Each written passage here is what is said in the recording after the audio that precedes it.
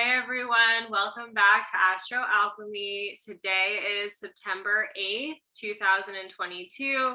It is 6:18 p.m. Eastern Standard Time, 3:18 p.m. Pacific Standard Time. And we are your hosts. I'm Sarah and this is Lora, and we are going to, as per usual, talk about the transits that are happening for the week, and then also dive into the gene keys and human design of all of it before this episode is finished. So yes, welcome back. Welcome, Laura. Is there anything that I'm missing? I don't think so. I think that was a good enough intro for what's about to go down. So thank you for being here. Thank you for listening. We hope you enjoy the show. So as far as transits that are going on right now, I mean, I think the most important thing, the most important thing to me, the most important thing to the greater collective is the fact that Mercury is about to retrograde. And the reason that I'm giggling to myself is because I have misplaced my keys. Like, I did a really, really solid misplaced keys situation. Like, this isn't just like, you know, I put them down somewhere and I can't find them for 10 minutes. Like, they have flown the coop. I'm going to interrupt you. Actually, right now it's 3:19. I'm going to remember that time. Horary astrology. I don't know if you practice it, but I'm going to look up the horary chart. I'm creating the question right now. Where are Sarah's keys? And after we record this, I'm going to see if I can find the answer using astrology. My God. Hold on. My dog might want to come inside. And you can have no one's letting her inside. So. Yeah, I'll continue on, but with the Mercury retrograde, I mean, this is kind of perfect for Mercury retrograde, our little being in shambles for the first 5 minutes of our podcast, but misplaced things, trickster energy with Mercury, just feeling like I just literally did nothing different, nothing weird. I wasn't like doing many things at once. I just have been having an off day as it was, and then of course my keys also went missing throughout. So more to come on that for next week's episode. Well, maybe we should just start right there with Mercury retrograde. Do you want to? Yeah, and we don't have to. Yeah, no, you can go ahead. You don't have to do like a full treatment of it, but you can do kind of like your overarching spiel. Because in addition to Mercury retrograde, other main things happening from the from the human design perspective is that there's like a lot of mental pressure going on right now for everyone. But we can get into that more with like the gene key side of things. But I'm trying to think of like, is there anything else astrologically happening? Or is it just like for the most part Mercury retrograde? Venus is in Virgo, and that's okay. That's not, I mean, that happened over the past few days, but in astrology, it is in its fall, which means it's like in the worst place for Venus. Venus is exalted in Pisces, and that's the opposite sign of Virgo, and it's because it's like where mental processes take over, like the sensuality of Venus is lost. And so I think that that's something interesting to think about, although after reading the line companion for gate 64, which is the gate the sun's moving through right now, it seems like Venus has some exaltation in this particular 6 degrees of Virgo. So, you know, jury's out on that, but I do know that traditionally the way that the planet was looked at was that Virgo is not the place it liked being in the most, or it was the place that it was the most difficult for Venus to do Venusian things. And so that's something to pay attention to. Mars has gotten into its pre-retrograde shadow. So like now Mars is going to be in Gemini for the next, I mean, it's been in Gemini since August 19th, but now it will be there until January.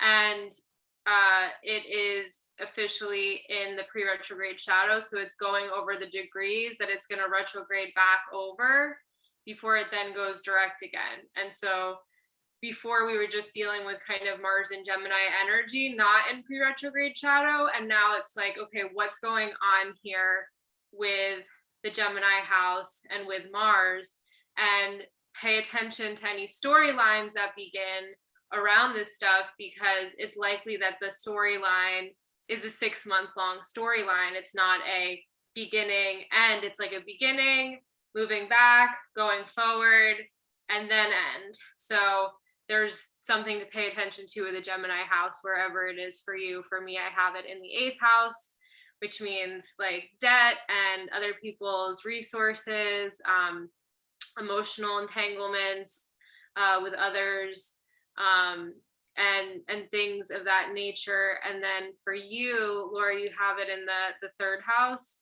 So so that's more of a local energy of what's going on locally to you. Yeah, I mean, this ties into Mercury retrograde, which I was thinking about. Well, I'll share what I was thinking about personally first, and then I'll get into it for everyone else. But I'm currently in a 6th house profected year for like annual profections. You don't know, from the astrology perspective, every year of your life kind of gets associated with a house.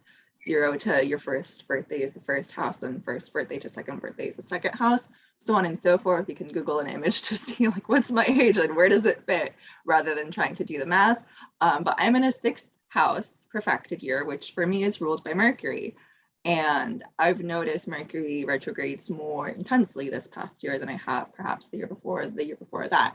Not only that, but like Mercury is retrograding through my 6th house, and like Venus and Sun, Sun and Venus, like you said, right now are in the 6th house. Like it's a very heavy 6th house energy, but it's actually really pleasant. I'm liking it, and I feel like I've been waiting for this for so long, and I'm finally like it's okay, everything's fine, everything's coming into place. Like I don't have to be so distraught with everything. Absolutely everything. I feel like I'm no longer distraught, which might be like the channel of like this 63, like the confusion is finally turning into imagination and inspiration, perhaps. But for you, you're in an 8th house perfected year, and that for you is ruled by Mars. And so Mars moving through that 8th house perfection for you, Well, right? Because you said the 8th house is ruled by Mercury, but I have Mars in it natally. Okay, gotcha. But it's still that like energy, you know, where But I wonder, like, when we come to the time that, well, actually, no, wait, your 8th house ruler is Gemini. No, it's not. Yes, it is. So I wonder if Gemini season was like more pleasant for you compared to all the other seasons, the way like Virgo season right now is more pleasant for me compared to all the other seasons. Wait, why do you think those would be similar? Oh, because it's a perfection year? Because like if you're looking at all 12 months of the year, yeah. For me, I'm in the 6th house. And so now that this house is being activated by the sun and like its companions, yeah, I see what you're saying. Yeah, I see what you're saying. I think that it's a mixed bag because, you know, interestingly, Mercury is also my 11th house ruler. And so Virgo season typically has really like brought in a cast of characters into my life. And it's like, because like it's like the energy of like friendship and community and things like that get activated in the 11th house. And so I'm finding myself in this weird like predicament where I feel that I'm like trying to understand how I can stay connected to the people that I want to stay connected to without overextending myself or making it so that like, you know, staying connected with one person means I have less time to stay connected with other people. It's like, how do I remain mercurial amidst it? So yeah, I think that I wouldn't say that I feel like my 6th house time, so Aries season, was very pleasant for me. I was like waking up early, doing yoga every day. I had my smoothies. I stopped drinking coffee.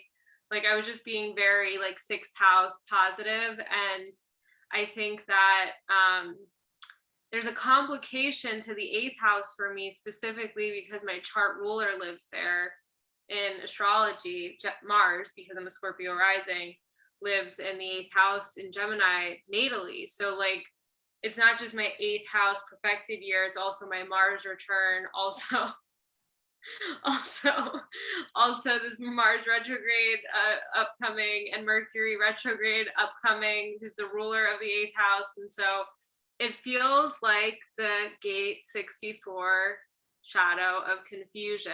Like I feel very deeply confused, especially about my keys. Right.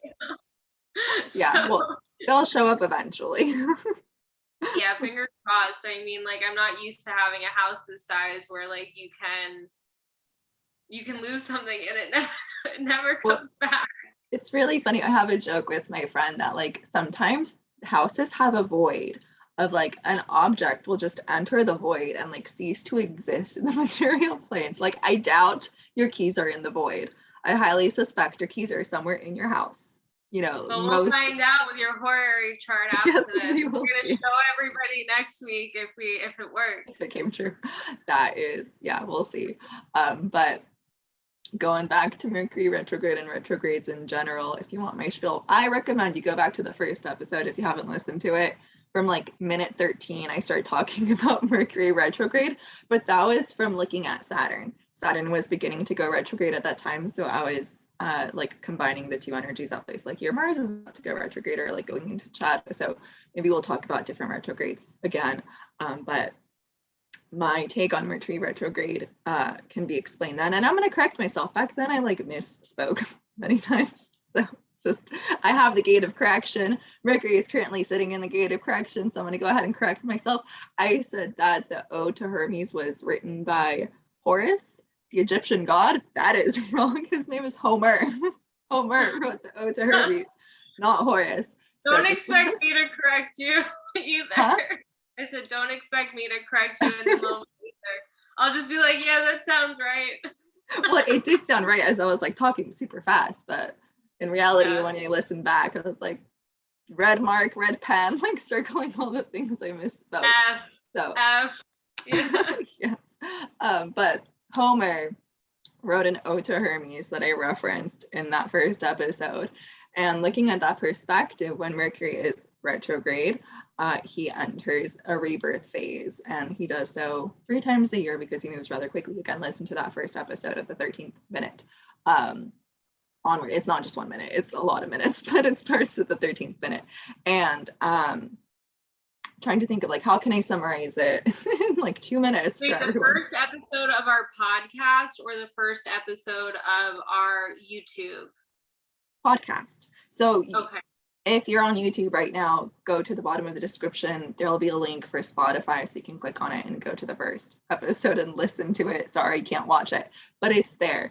But I'm going to share a screen because like one of the websites I recommend that you look at is the Planets Today. So if you're looking at this is planetstoday.com. I think you kind of have to use the mobile version. So if it says desktop, switch to mobile. And you can look at where the planets are from the heliocentric views, like with the sun being in the center. It's not to scale. You can make it to scale, but that's going to complicate things. So it's not to scale. But you can look at where the planets are relative to one another. And if they're retrograde, they're going to have a little halo around them. So Jupiter is currently retrograde with its little halo. Saturn down here is retrograde with his little halo. Mercury is going to turn retrograde tomorrow, so Mercury doesn't have a halo yet. But if we zoom in just a tiny bit, actually we don't have to zoom in. If you're looking at the relationship between the Earth, the Sun to Mercury, as Mercury begins its retrograde, it's going to move in this area in between the Sun and the Earth. And in that previous episode, I talked about like when Mercury is on this far side of the Sun, all his energy is being filtered through the Sun, being purified, being cleansed, and so his energies are less harsh, more gentle, more nurturing. Well, not quite nurturing. I use that word when I re-listen what I said before, but they're just like, it's the softer side of Mercury, or like the more evolved side. When Mercury is in this phase of his cycle, he's more like the little old wise man who is like Odin. He's wise, he has information stored in him, he's, you know, grounded in what he knows. But when Mercury is like in this little part between the Sun and the Earth, he's a little child who wants to play games such as stealing Sarah's keys and hiding them like a little elf would, so that Sarah has to learn how to live with joy and giggles and, you know, deal with whatever happens instead of like being super upset. So Mercury likes to play tricks on us. And that's that. Like eventually Mercury is going to get its halo, but I don't need to screen share anymore. There is a podcast that I listened to a while back when I was coming into these realizations about Mercury retrograde. This podcast happened to like come across my lap, which is very fitting. The way information presents itself when it's needed. It's just like when the student is ready, the master will appear.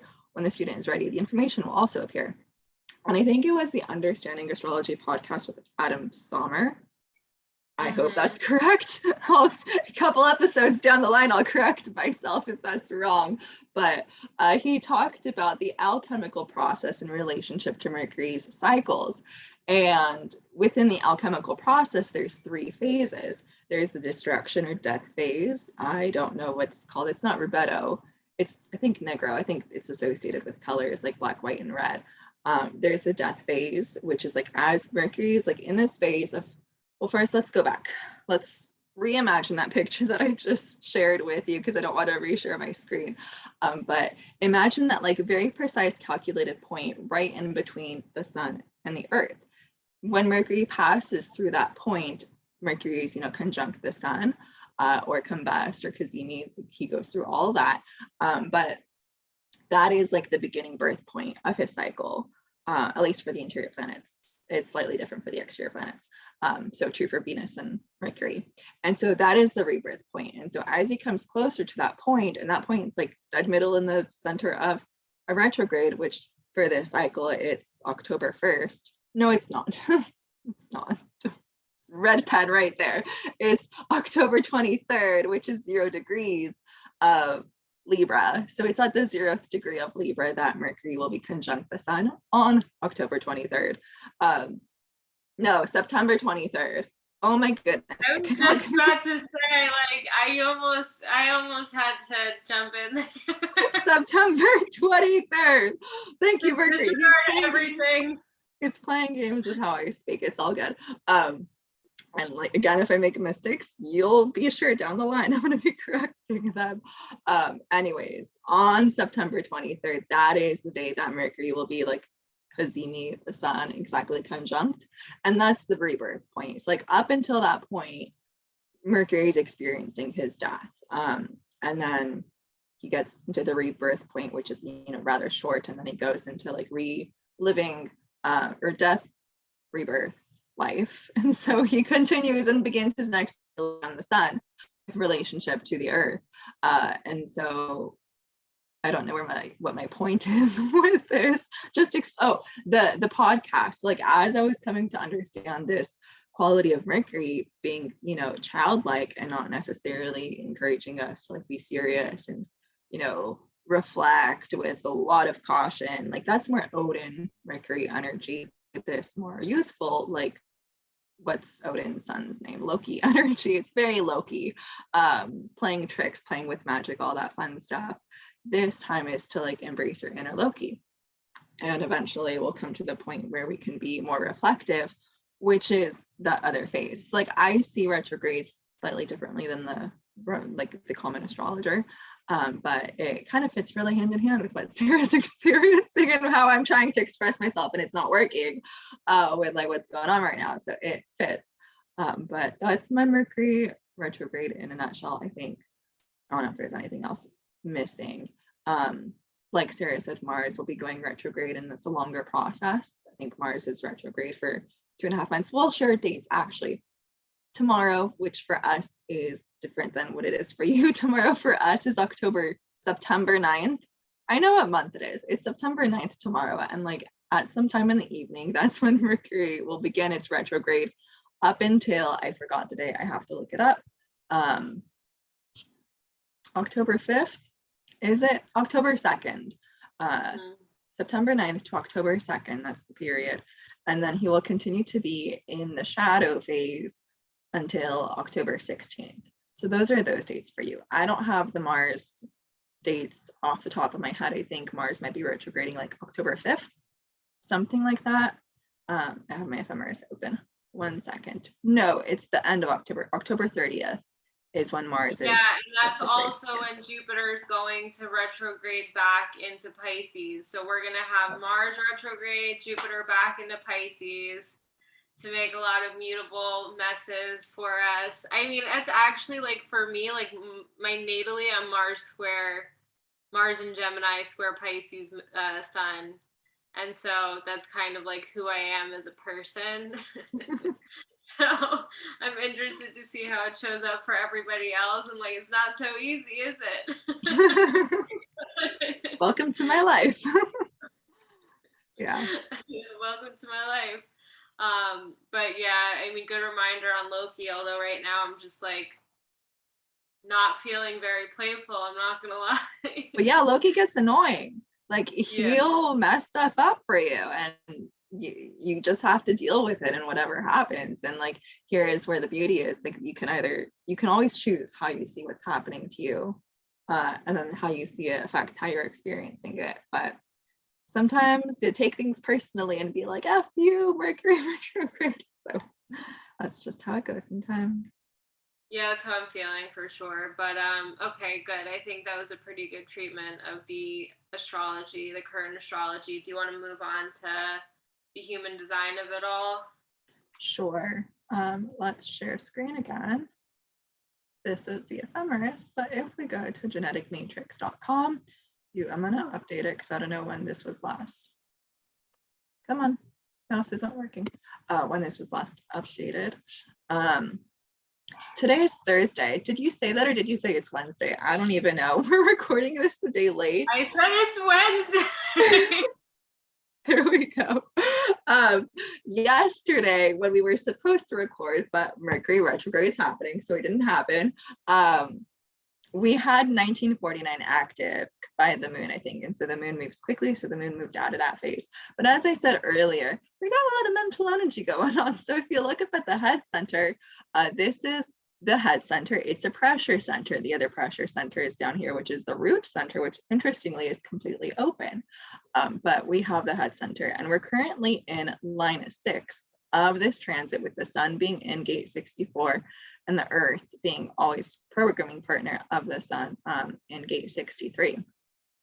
And I was telling Sarah earlier this week, well, I was telling Sarah a lot of stuff earlier this week. It's been a very vocal transit for me. But Pluto has this tendency to be like a cute little sneaky sneak. And when something major is happening in human design, like a big transit that affects a lot of people, most people have a center undefined. A lot of people have it completely open. It's just one of those energies that, because there's only 3 channels, not a lot of people have it. I happen to have it with all 3 centers defined, if you couldn't guess by all my mental energies and thoughts and things. But Pluto has this tendency to like sneak in with other transits and be like, bam, here I am. Didn't expect me, did you? Or like, oh, hey, that's where the party's at. I'm going to go join it. So Pluto was in 60 down here in the root center for quite a while. And as we're like within shortly after the sun and earth entered 64 and 63, Pluto snuck on up into 61, was like, let's join the mental like game. Let's join all the mental pressure. We're done with root pressure for now. Like, let's make it fun up there. And so because of this, there's a lot of mental pressure going on for everyone. Like we're collectively in a reflector chart, but depending on your own chart, unless you're a reflector, it's not going to be like a reflector for you. You're going to have some definition most likely going on, but that's neither here nor there. Mental pressure and the way it shows up for most people, just in general, is the pressure to think, the pressure to like find inspiration or like ask questions or look for the answers to all the questions that are flooding through our head. It's just like mental activity.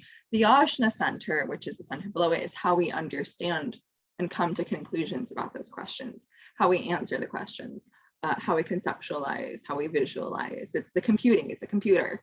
But the head center is just like mental pressure to think and to just understand, and the pressure to conceptualize, the pressure to think and have ideas and understand what's going on, just the way like the root is a pressure to do, the sacral allows us to do, and the root is the pressure to do so, or the pressure to feel, or the pressure to be instinctive in the moment with the spleen or the emotional solar plexus. Anyways, going back to these 3 gates, 64 and 63 are my homies. because they are my design sun and earth in my birth chart. So it was my design birthday. I feel like I was thinking I like to celebrate extra birthdays throughout the year because like why not, but like not with like throwing a party, just like internally celebrating it with ritual maybe. So I like to celebrate the sun moving over the ascendant birthday. Do we need to look at this anymore? I'm not sure. This is, here's where Mercury is. Mercury is in gate 18 right now, just FYI. I don't think we need to look at that anymore. That makes sense. No, we don't. And I mean, it's funny because the 61 is where my design Saturn is. And so that is something that I'm very used to, actually, like that energy. So like when it went in, I don't think that it really affected me that much. I wonder how long Mercury stays in gates though, because I feel like that 18 being designed, I feel like that 18 being defined for me with my 58 is like part of the reason that everything has felt like just like I'm like there's like nitpicking energy that's going on, and especially from me. What? Especially from me. I mean, just, like, no, I mean, honestly, it's not especially from you. You're just one of many. No. I forget that as you're watching this, you can't see both of us at the same time. We're going to try to figure out how to change that. So like when Sarah was demonstrating to the air of this, it's because I was holding my book up, demonstrating the book, but then I forgot that you couldn't see me do that. And so Sarah probably looked like a little silly goose for a second there. But I was going to look up for how long Mercury. This is the. I look like a silly goose as it turns out anyway. And I think that part of it is good is because like I know that when I'm talking or when you're talking, I can like, you know, like scratch my head or something and not just like be in performance mode, even though like I don't really do that anyway. Like I can't just sit still. So well, unless we like make noises, in which case I think the camera might notice that. I don't know. Okay. Yeah. Great. Entered gate 18 on August. I know my months on August. It's like written in front of me and I still say the wrong month. August 30th. And it will be there in its retrograde energy until September 19th. But then it's going to go back into it later. But like for now, it's been a long transit. Mercury moves really quickly. And this has been like end of August to whatever I said, September 18th, a long transit. Well, I mean, on top of that, it's just the beginning of the 18 too, because the sun's going to move there. Venus is going to move there. So we're going to have all of that. That's going to be active like on and off for a while. Yeah. And to clarify, gate 18 is in the spleen. It's the gate of correction or perfection. It comes from our desire to like exist better. And so it comes from a criticizing of our parents or our upbringing. But it's the gate of correction. It's part of logical circuitry. It wants to nitpick to the max of whatever is wrong. And it's going to see what's wrong and point it out when correctly invited, or when not correctly invited, to create a lot of ruckus in the world. But it's just gonna like see everything that's wrong and point it out. It doesn't necessarily have the energy to make the corrections. No, hello here. Like I'll say what's wrong, but am I gonna fix it? I'm gonna leave that to the other people. But the pressure to correct comes from gate 58, which is a very joyous gate. It's the joy of life, the joy of living. And so it's that joy that fuels the possibility of like making corrections and moving up that logical circuitry. But as I was saying before, with the mental pressure and gate 64 and 63, and birthdays, that's where I was going.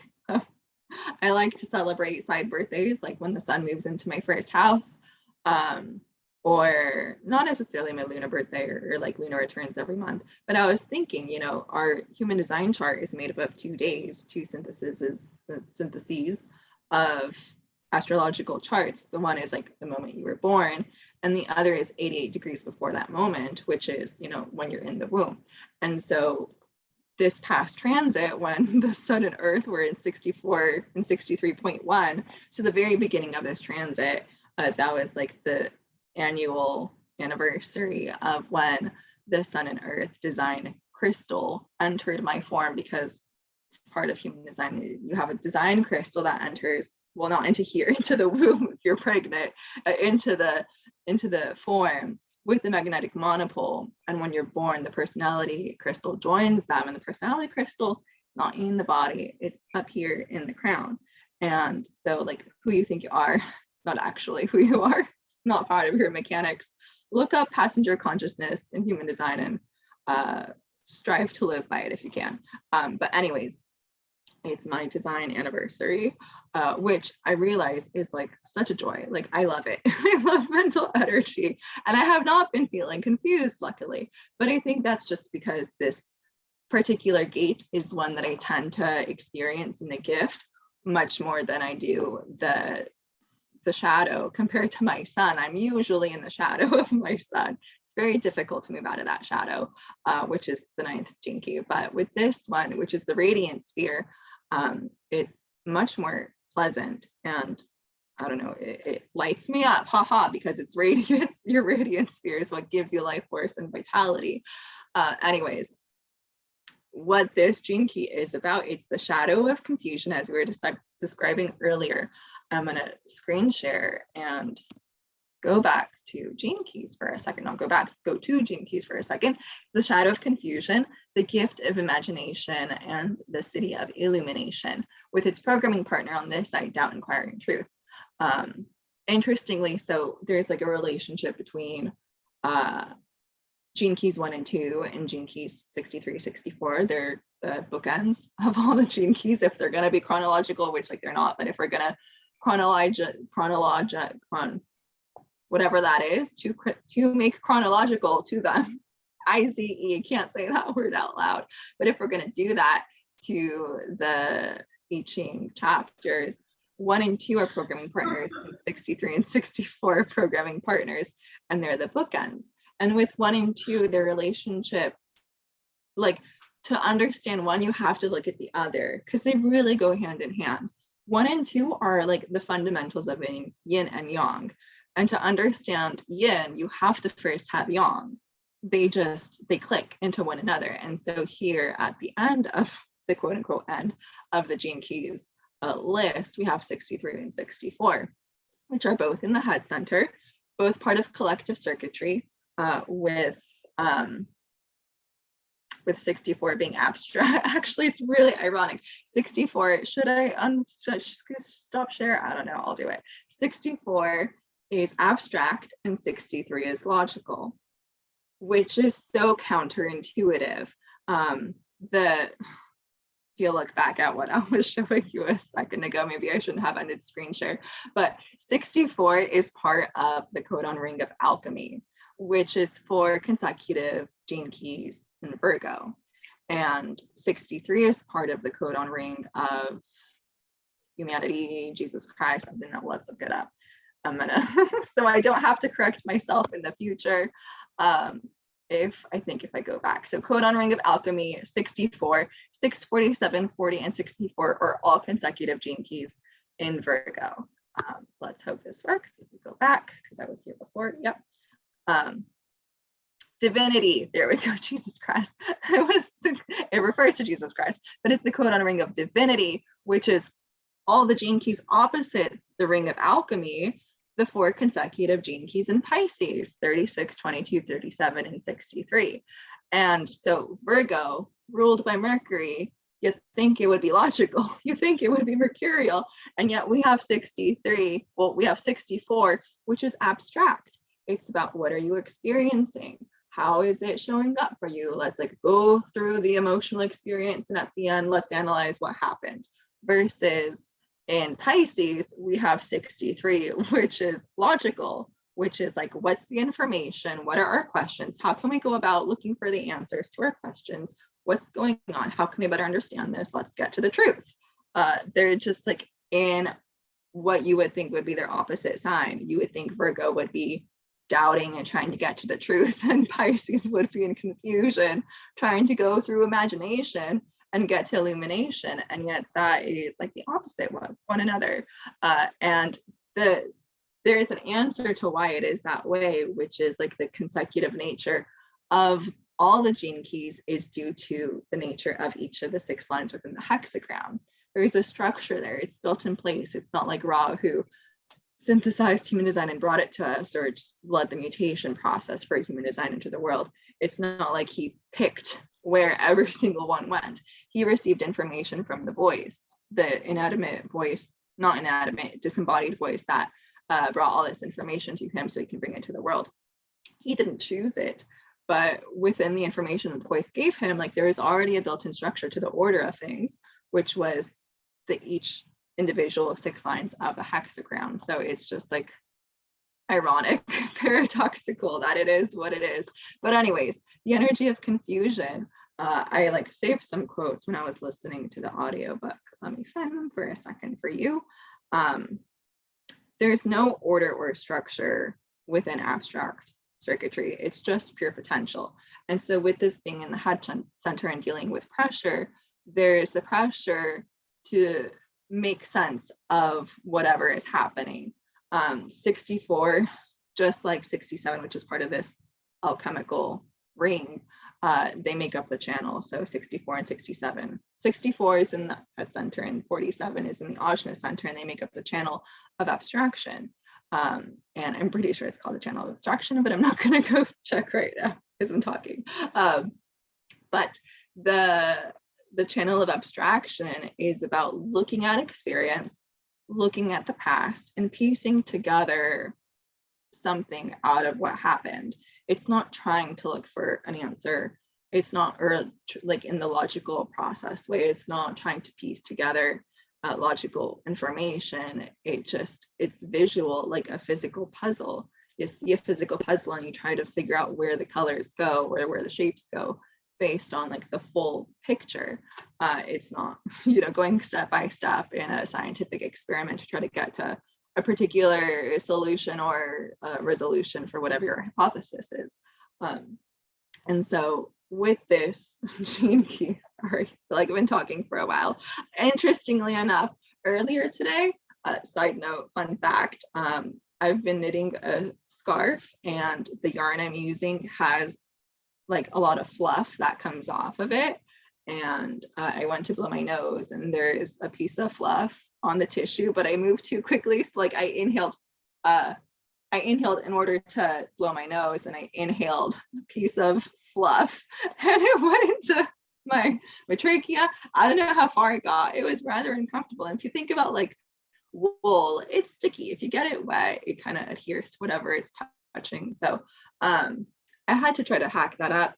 I feel like if I talk for an extensive amount of time, it'll feel uncomfortable in my throat. So far, so good though.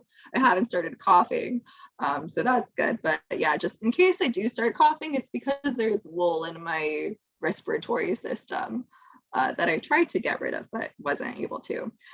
Anyways, going back to this gene key, another quote. Well, okay, so it's Richard Rudd who wrote the gene keys, but he talks about thought and how there's a collective suffering in the world, and we try to avoid it because we don't want to feel the collective suffering, which Sarah and I like to say we're full advocates of the collective suffering. Like, go for it, really embrace it. But there is a collective suffering in the world, and in order to not experience it, not be embodied and feel it within ourselves, we push ourselves into our mental energy, our minds, to avoid it, and then we get addicted to our own thinking.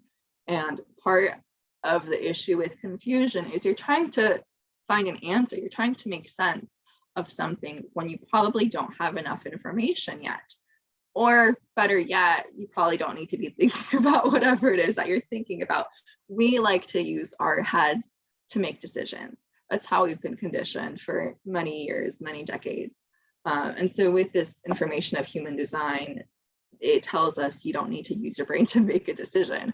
It's not necessary. You have another source, a better source of knowing for your decision-making process that's going to guide you and lead you to whatever it is that you need to, or should, or whatever want to experience. And yet we're used to the mind and we like the mind because the mind keeps us safe. And it has all these fun little bits of thoughts and inspiration and ideas and questions. And so we like to get caught up in the little floaty mental energy. But when we get caught up in it for the wrong purpose, then it can lead to confusion because they're trying to use mental faculties to get to a certain desired outcome, perhaps, coming to some sort of decision. We're trying to make sense of what to do when, for the most part, like you probably haven't experienced enough life. Like there's a missing piece of the puzzle that you haven't experienced for the most part that's going to lead you to understanding what's correct. There's a tendency of like hindsight with this side of abstract circuitry in the head. 6447 like looks back and then it makes sense of what has happened, where 63-4 looks to the future to see what will happen and how can we move in that direction. And so, I mean, both are active right now, and 61 is like the present moment, understanding mental pressure.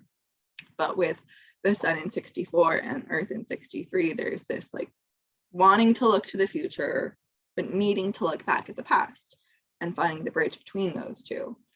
But without 47, which we don't have right now in the collective, there's no putting the puzzle pieces into place.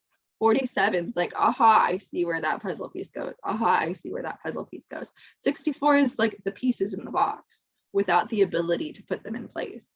And so there's the mental pressure to try to piece together our lives, which leads to confusion because like you don't have the conceptualizing ability without 47 to put the puzzle pieces where they're supposed to go. You can't make sense of the puzzle pieces. And so that's where the pressure comes.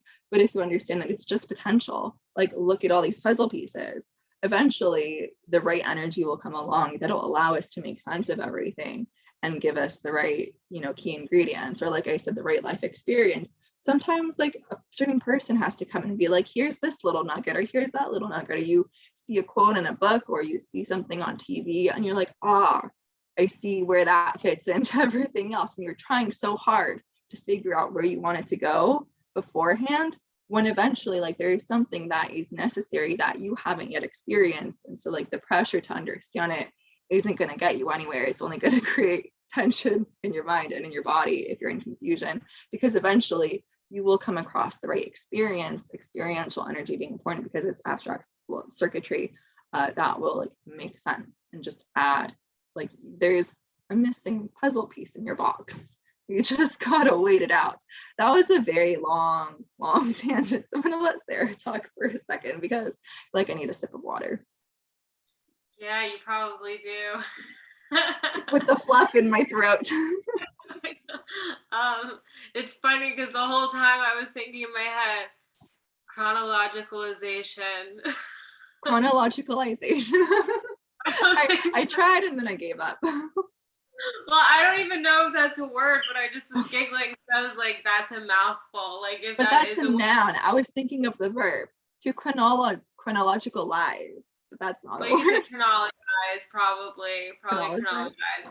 Yeah, this is mental energy for you, but no, I think you did a really good treatment of the 64 actually, and I really was thinking about a lot of different things that you were saying in relationship to the fact that I too, well, I'm not going to have my design birthday, but I am going to have the time when the sun is moving through the 6 in Virgo because I'm a Pisces. And so I'm going to have my half birthday of my personality, which isn't really the same, but if we're celebrating things, might as well. Might as well celebrate all four, your design, all four, Earth, and personality, sun and Earth. I celebrate a little bit when the moon goes into Aquarius. So I'm not, and it's like not like I'm telling anyone, just internally I'm like, okay, today's gonna be a good day. So I'm with you there, and the only difference, of course, is that for me the 6 is my evolution, and this is actually starting to like put some puzzle pieces together. Speaking of puzzle pieces, for me, because the 6 has to do with the alchemy of relationships, whereas I think that with the 64 there's more of an emphasis on the confusion of thought as opposed to like interpersonal confusion, whereas the 6 has to do with the confusion that happens within relationships, or like the friction that happens. And I feel like that's been, and we'll talk about that when we get to that key down the line, but that just gave me some insight into that. And yeah, I've been thinking about the abstract circuitry myself because I'm all abstract, right? The 3041 and the 1156 is all abstract Well, circuitry.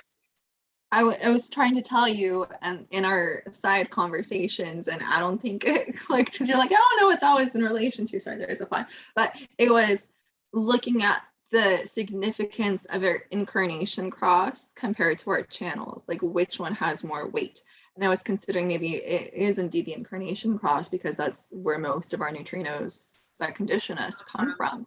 And so for your ratio of like, not ratio, but looking at where your incarnation cross keys are, two are in abstract, one's in individual and one's in tribal, versus I have three logical. I'm a very logical person. Sorry, side tangent. I started watching Big Bang Theory and I'm like, these are my people. Like Sheldon is totally something in gate 18 of correction because he corrects everyone. I'm like, that's me. Like, I'll correct you. I'll correct myself. I'll correct anything. I like math. I like information that has like one answer. Like there's no options for creativity. You're going towards one answer and let's try to get to that one answer. But yeah, my incarnation crosses three logical collective gates and one abstract. So it makes sense for you, especially like with my relationship with you, there is a lot of individual energy there. There is tribal energy there and there is abstract. But like you said, your two channels are in abstract circuitry. Yeah, well, I mean, I guess when I think about the processes that happen within me, like I think about the 1156 process of like basically what am I being recognized for as a projector? And it's like it's never to get somebody to a logical solution.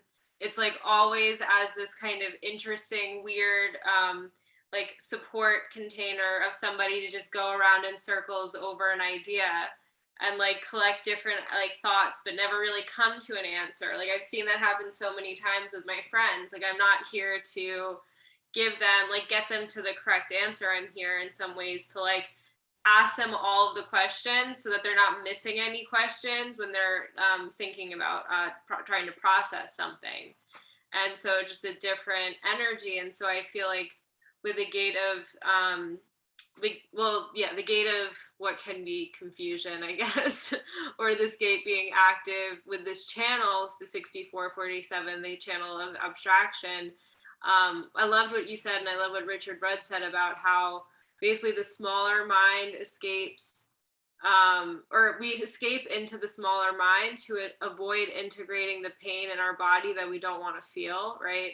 And so that's kind of the nature of confusion, because it's like when you don't realize that your mind is just this kind of elaborate game that's playing, like you identify with it, as opposed to being like, oh, okay, like I'm much bigger than just a small part of me.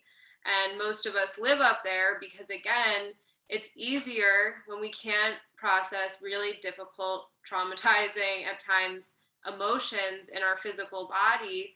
We escape into the mind. And there was a post there's this account called Emotional Releases, and it's about getting physical energy out of the body. And it was talking about how in in the animal kingdom, the gazelle, I'm not sure if I'm pronouncing how the G is pronounced, but will, after like a member of its family dies that's been in the family for many years, like it has like this mini convulsion on the ground for like a period of time before it goes back to living its life. And it's like it's literally processing the loss.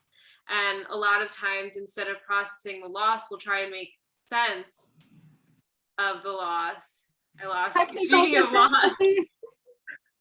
Speaking of loss, I'm like, but instead of processing the loss, like we try and make sense of it, and there isn't sense to be made. There's just the feelings that need to be felt. And so that's where the confusion comes from, because it's like looking for answers where there aren't answers.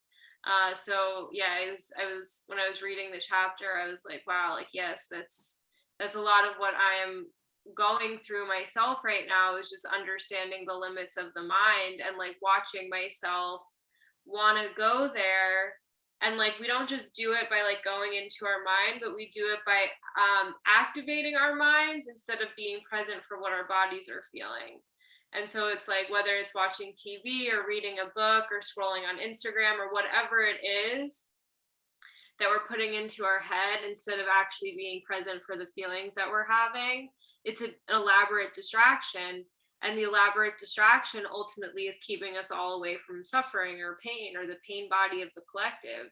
And everyone is doing it. And so the people who are more willing to get closer to their own pain, to look it in the eyes, become very triggering to the people that are around them, because most people are in this elaborate dopamine, or whatever, dopaminergic, if that's the right word, like kind of cycle of mental stimulus. And if we actually look at it for what it is, we recognize that there's a pain that's deep that we're avoiding. But if we just look at it for a while, it transforms, and it's not as scary anymore. And so it's really easy to just live your entire life in your head, though, because like you said, we're all conditioned to be inside of our minds and not really in our bodies. And this is everything that I'm going through right now on my own healing journey, is like, okay, like I need to get in here. What does in here want? I was asking Lora a question earlier about something that I'm like contemplating, and I'm trying to understand the logistics around, and I'm like, how is this going to work? And I'm like, I just have to, I have to follow my strategy and authority. And for me, that means that I have to wait for my emotional wave to basically decide or not decide, in which case then I just miss the opportunity. And like, that's fine, because that's what my emotional wave is going to do if it's not that important. And there'll be more opportunities. But it's just the idea of patience and waiting and sitting with yourself. Like, I feel like this is the medicine that we all need, even if it's the thing that we're the least likely to collectively partake in. So I think something weird is happening with our collective Wi-Fi. Yeah. For me, I don't know. Hopefully the recording is okay for everyone. But for me, you froze, but your voice didn't freeze, just your visual. And then it kicked me off. And then I came back and I heard the lady say recording still in progress. So hopefully it was still recording you and it didn't disrupt the recording. But Mercury Retrograde. Oh, good God in heaven. Something you said is going to lead me to screen share, which is, that seems like the wrong, oh no, it's right. I was like, that's the wrong link. Oh no, hold on. Sorry, technical difficulties. Screen share that. So this is, again, genekeys.com, but it's the code on rings. And for this code on ring of alchemy, 640, 47, and 64, it talks about what Sarah was saying with gene key 6. Its gift is breaking down barriers in human relationships.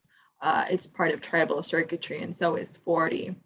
And 40 forges new openness into our communities. And then 47 is transmutation. And it reminded me to talk about transmutation and the importance of transmutation, because like you can have the mental pressure, whether it is imagination or confusion or illumination. Transmutation is what grounds it into the body through the alchemical process. It brings it down into the throat, or potentially it starts the process to move it down into the throat.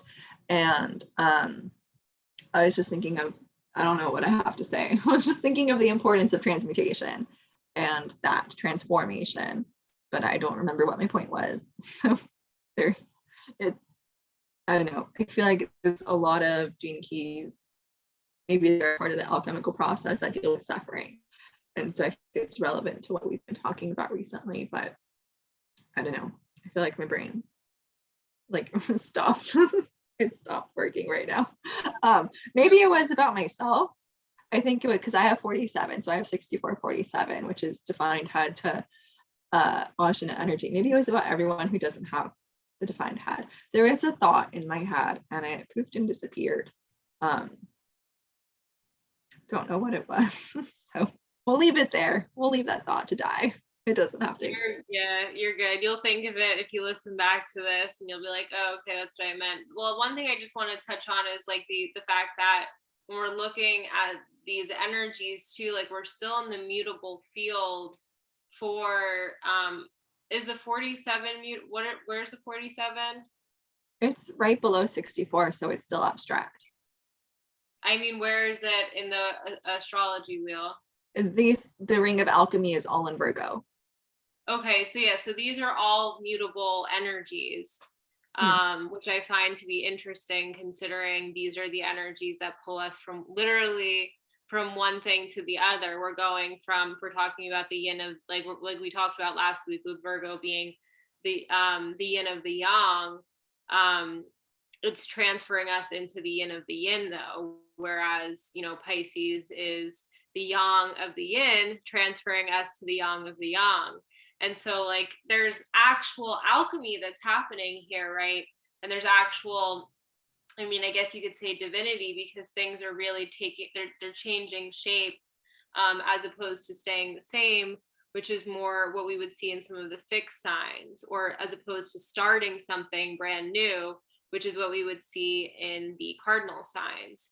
So, you know, it's always fun and interesting to look at and like get deeper with the human design crosses, because typically, not always, but pretty typically, like they fall within specific signs. So I'm pretty sure that it's not called the ring of love, but the ring of the cross of The vessel something, of love?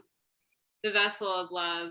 Like, I'm not sure if that actually starts in Pisces and then goes into Aries. And then similar for the other parts of it, because I know it's right on the cusp, which maybe, you know, when it comes to gene keys, like we're thinking about cusps, it might make a little bit more sense. But and gene keys in human design too, for that matter. But yeah, I think the 64s are really, I mean, obviously, if it hasn't been clear just by our episode, it's a really mental energy. I think the way that you're activated, you know, is one thing, because I feel like your stream of consciousness has just been more basically like it's been able to consistently go from point A to point B, even if we're still in abstract circuitry. It's like there's an activation of like being able to talk around the entire ideas of it and touch on many different points, right, between the astrology, the human design, and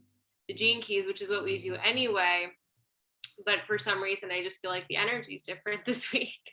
And It is. I mean, we have a lot of mental pressure, so it has to be different, considering we typically do not have this. This is atypical. We're usually completely empty there.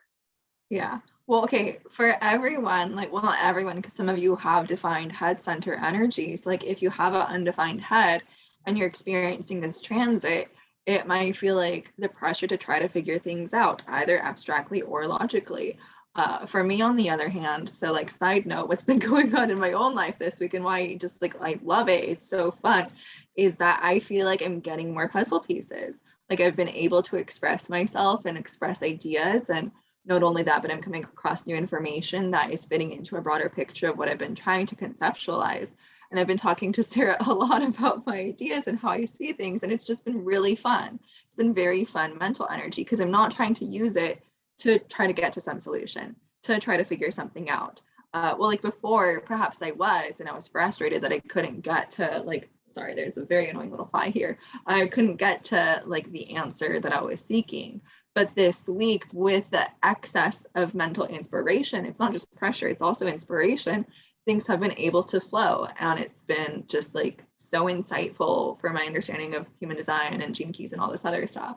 It's been very pleasant for me, but ironically, in a very like contra-intuitive, not productive, because it's been productive, contra-intuitive note, like I've had, okay, so side note, sorry, something I came across on a Facebook forum about this transit is people feeling unable to be embodied when they're living in their head.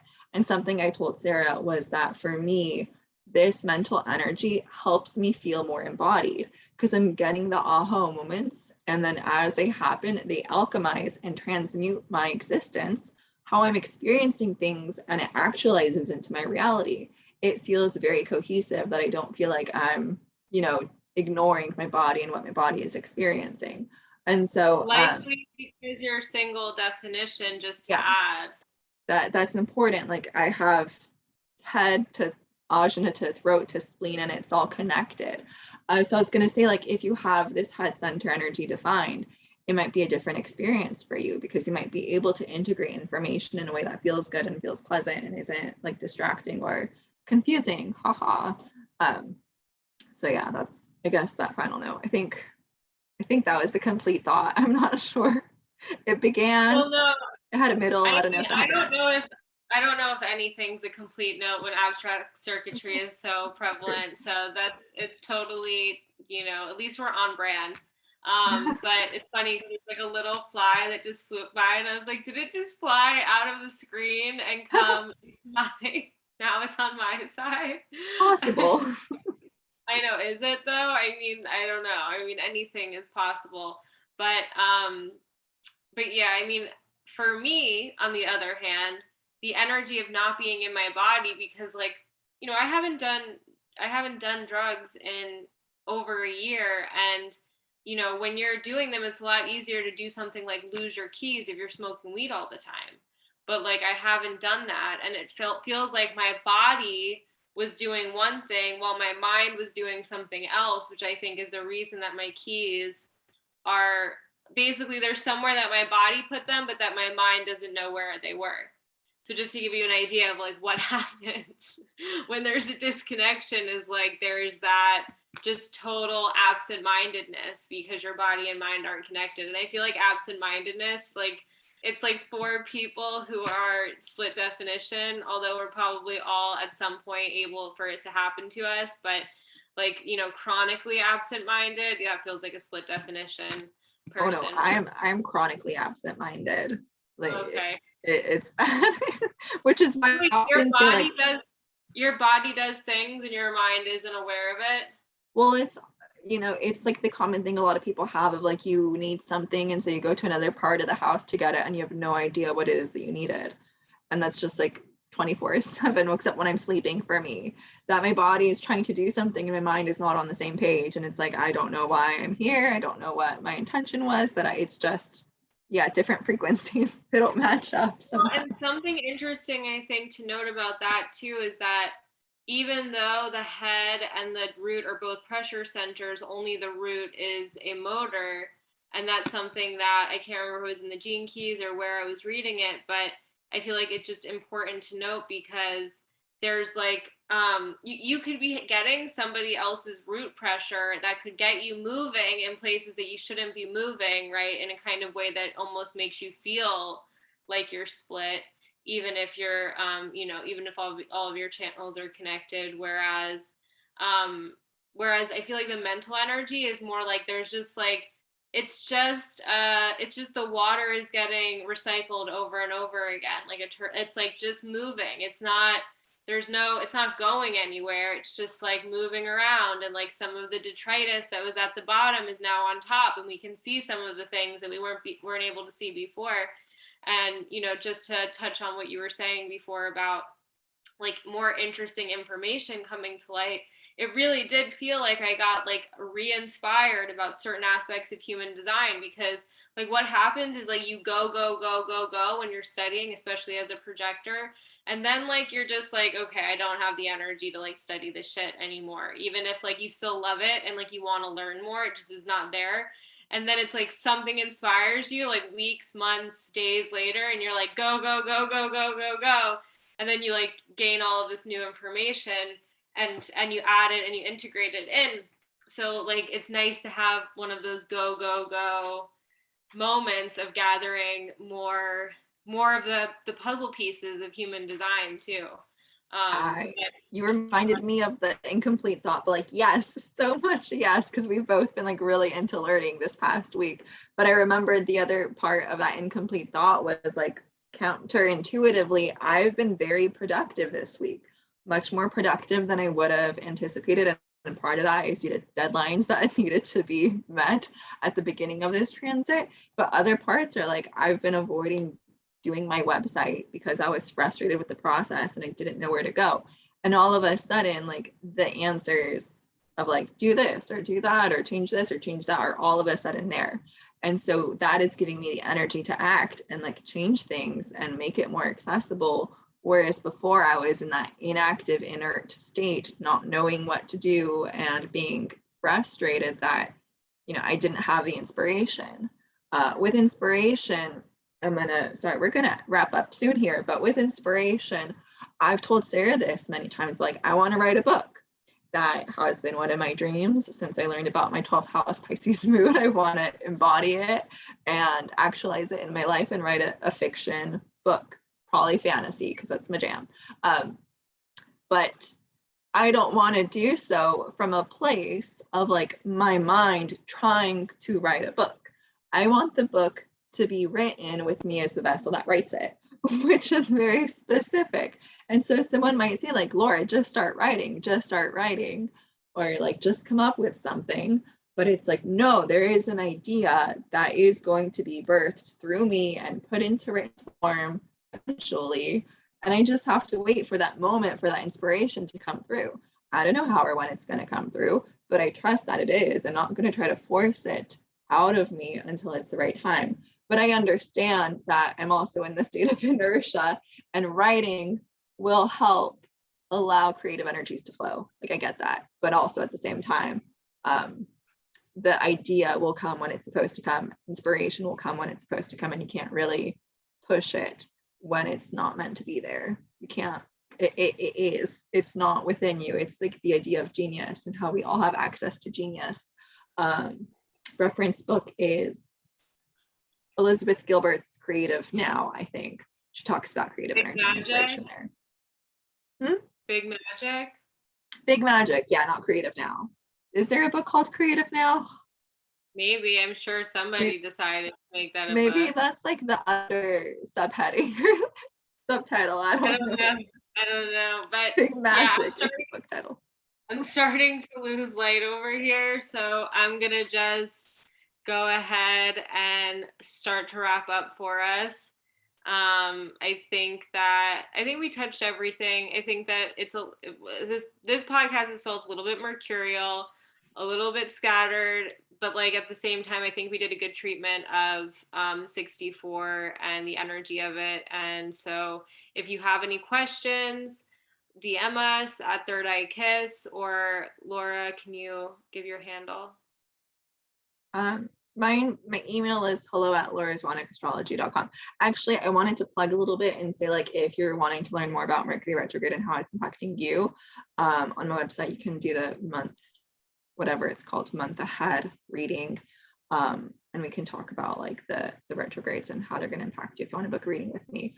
But my website is lorazwanicastrology.com. Okay, sweet. All right, everyone. We will catch you on the flip side next week. Thanks for listening. Bye. Sorry, I don't know where the end recording is. I don't have access to it anymore. I think you made you host.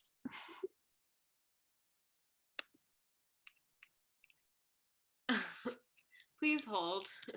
I think I got it. Okay. Goodbye, everyone. Thanks for listening to our awkwardness.